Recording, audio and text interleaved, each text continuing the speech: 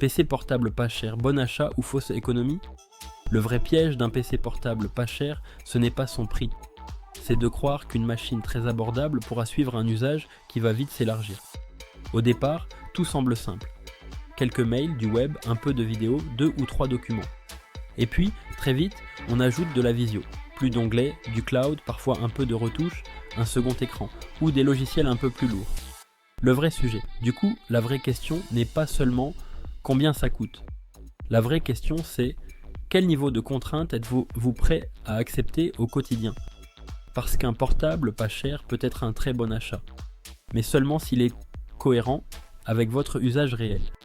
Quand ça reste malin, un petit budget a du sens dans plusieurs cas. Par exemple, si vous cherchez un ordinateur d'appoint, vous avez déjà une machine principale et vous voulez juste un portable pour le canapé, les vacances ou quelques démarches du quotidien. Ça fonctionne aussi pour un usage très centré sur le web.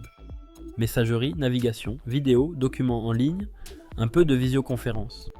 Dans ce cas, certains modèles simples et surtout certains Chromebooks peuvent être très cohérents. Autre cas logique, un besoin temporaire. Des études courtes, une période de transition, une mission ponctuelle. Si vous savez que vous n'allez pas garder la machine longtemps, accepter plus de compromis peut être tout à fait rationnel. Les faux bons plans. Là où ça se complique, c'est quand vous achetez très bas pour un usage principal. Premier signal d'alerte, une configuration déjà au minimum. Au début, ça peut sembler suffisant. Mais dès qu'on multiplie les onglets, les mises à jour, les appels vidéo ou les applis ouvertes, la marge disparaît vite. Deuxième point, le stockage.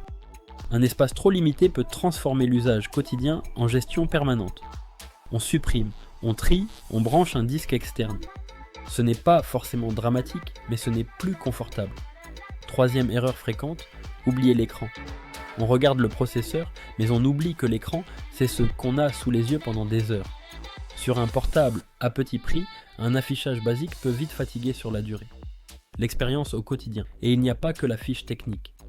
Le clavier, le pavé tactile, la webcam, les ports, le poids, le bruit, la qualité du châssis.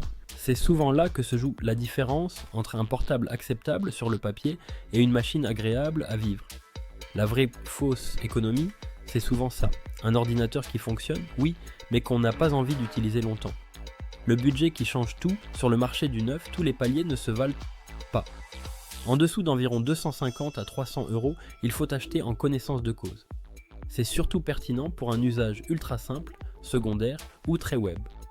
Entre environ 300 et 500 €, on commence plus souvent à trouver des machines cohérentes pour de la bureautique légère à classique. C'est souvent là que le compromis devient vraiment intéressant. Au-dessus de 500 €, on ne parle plus seulement de prix serré. On commence à acheter plus sereinement pour tenir dans le temps.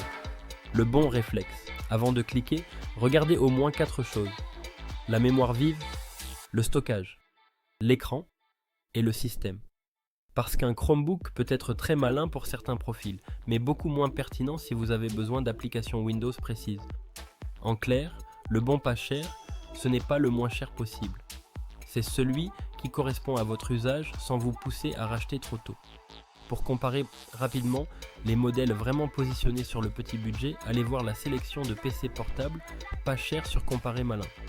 Vous verrez tout de suite lesquels sont cohérents pour votre usage et lesquels risquent surtout de coûter plus cher plus tard.